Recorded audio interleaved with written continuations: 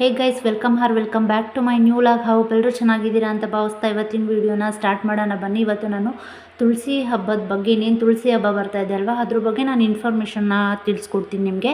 ಹಿಂದೂ ಧರ್ಮದಲ್ಲಿ ತುಳಸಿ ಗಿಡಕ್ಕೆ ಒಂದು ತುಂಬ ದೊಡ್ಡ ಪವಿತ್ರ ಸ್ಥಾನವನ್ನೇ ಇದೆ. ಎಲ್ಲರ ಮನೆ ಮುಂದೆ ಕೂಡ ತುಳಸಿ ಇಟ್ಟು ಪೂಜೆ ಮಾಡ್ತಾರೆ. ತುಳಸಿ ಗಿಡಕ್ಕೆ ಪ್ರತಿದಿನ ಪೂಜೆ ಮಾಡೋದ್ರಿಂದ ಕೂಡ ನಮಗೆ ತುಂಬ ಒಳ್ಳೆಯದು. ಈ ನಡುವೆ ನವಂಬರ್ 2ರಂದು ತುಳಸಿ ಹಬ್ಬನ ಆಚರಿಸಲಾಗ್ತಾ ಇದೆ. ಈ ದಿನ ತುಳಸಿ ಗಿಡಕ್ಕೆ ಪೂಜೆ ಸಲ್ಲಿಸಿದ್ರೆ ತುಂಬ ಸೂಕ್ತವಾದ ಒಳ್ಳೇದು ಕೂಡ ಆಗುತ್ತೆ. ಆ್ಯಂಡ್ ಸೂಕ್ತವಾದ ಸಮಯ ಯಾವುದು ಅಂತ ಕೂಡ ನಾನು ತಿಳಿಸ್ಕೊಡ್ತೀನಿ ಇದೇ ವಿಡಿಯೋದಲ್ಲಿ. ಹೇಗೆ ಪೂಜೆ ಸಲ್ಲಿಸಬೇಕು ಎಂಬುದು ಕೂಡ ನಾನು ಇದೇ ವಿಡಿಯೋದಲ್ಲಿ ನಾನು ತಿಳಿಸ್ಕೊಡ್ತೀನಿ. ತುಳಸಿ ಗಿಡವನ್ನು ಭಕ್ತಿಯಿಂದ ಪೂಜಿಸಿದ್ರೆ ತುಂಬ ಒಳ್ಳೆಯದಾಗುತ್ತೆ. ತುಳಸಿ ಗಿಡದಲ್ಲಿ ಲಕ್ಷ್ಮಿ ಹಾಗೂ ವಿಷ್ಣು ಕೂಡ ನೆಲೆಸಿರ್ತಾನೆ. ಹಾಗಾಗಿ ತುಳಸಿ ಗಿಡನ ಮನೆಯಲ್ಲಿ ತುಳಸಿ ಗಿಡ ಮನೆಯಲ್ಲಿರೋದ್ರಿಂದ ತುಂಬ ಒಳ್ಳೆಯದು. ಹಾಗೆ ಲಕ್ಷ್ಮಿಯ ಅನುಗ್ರಹ ಕೂಡ ಇರುತ್ತೆ ಅನ್ನೋ ಒಂದು ಒಳ್ಳೆಯ ನಂಬಿಕೆ ಅದು. ಅದ್ರ ಪೂಜಾ ಸಮಯ ಬಂದ್ಬಿಟ್ಟು ಈ ಸಲ ಯಾವ ಥರ ಇದೆ ಅಂದರೆ, ತುಳಸಿ ಹಬ್ಬದ ದಿನ ಬೆಳಗಿನ ಜಾವ 5 ಗಂಟೆಯಿಂದ 5:48 ನಡುವೆ ಪೂಜೆ ಮಾಡಿದ್ರೆ ಅದು ಒಂದು ಒಳ್ಳೆಯ ಸಮಯ ಆಗಿರುತ್ತೆ. ನೀವೇನಾದರೂ ಸಂಜೆ ಮಾಡ್ತೀವಿ ಅನ್ನೋದಾದರೆ ಸಂಜೆ 6:40ರಿಂದ 8:40 ನಡುವೆ ವೃಷಭ ಲಗ್ನದಲ್ಲಿ ಕೂಡ ನೀವು ಪೂಜೆನ ಸಲ್ಲಿಸ್ಬೋದು.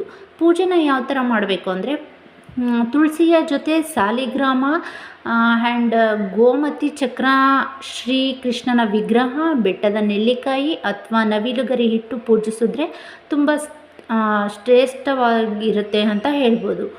ಅದಕ್ಕೆ ನೀವು ನೈವೇದ್ಯ ಏನು ಇಡಬೇಕು ಅಂದರೆ, ಕೆಂಪು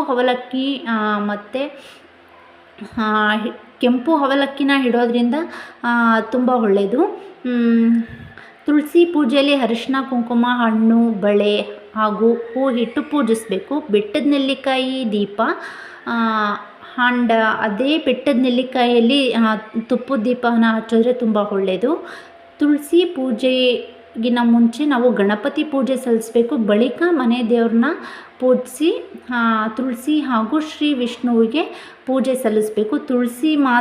ನಾವು ತುಳಸಿ ಹಬ್ಬ ಮಾಡಬೇಕಾದ್ರೆ ತುಳಸಿನ ಮಾತ್ರ ಪೂಜೆ ಮಾಡಬಾರ್ದು, ವಿಷ್ಣುವಿಗೂ ಕೂಡ ಪೂಜೆ ಸಲ್ಲಿಸಬೇಕು. ಪೂಜೆಯ ಸಂದರ್ಭದಲ್ಲಿ 5 ಜನ ಅಥವಾ 3 ಜನ ಮುತ್ತೈದೆಯರನ್ನ ಕರೆದು ಅವ್ರಿಗೆ ಅರಿಶಿನ ಕುಂಕುಮ ಕೊಟ್ಟು ಅವರ ಆಶೀರ್ವಾದ ಪಡೆದ್ರೆ ತುಂಬ ಒಳ್ಳೆಯದು ಅಂತ ಹೇಳ್ತಾ ಇದ್ದೀನಿ. ಈ ವಿಡಿಯೋ ಇಷ್ಟ ಆಗಿದರೆ ಹಾಗೆ ಲೈಕ್ ಮಾಡಿ, ಕಮೆಂಟ್ ಮಾಡಿ, ಶೇರ್ ಮಾಡಿ. ಇನ್ನೂ ಯಾರೆಲ್ಲ ನನ್ನ ಚಾನಲ್ನ ಸಬ್ಸ್ಕ್ರೈಬ್ ಮಾಡಿಲ್ಲ ಪ್ಲೀಸ್ ಸಬ್ಸ್ಕ್ರೈಬ್ ಮಾಡಿಕೊಂಡು ವಿಡಿಯೋನ ನೋಡಿ.